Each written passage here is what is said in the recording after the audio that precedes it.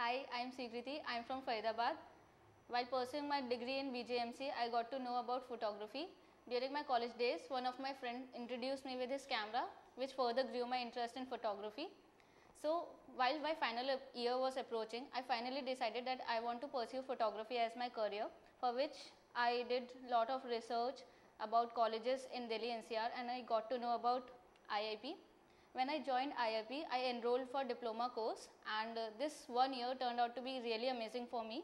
It was a really good learning experience for me. I met really good photographers here which have different mindset, and also the mentor here are really good. They supported and guided us in every field, in every throughout the year they supported us. They guided us that what we should do, how we should improve our knowledge, how we should increase our knowledge, and whatever things are required for it. So for now I would like to say that IIP is a really good college. One should prefer it if they are really interested in photography. Finally, I thanks IIP for giving me this opportunity.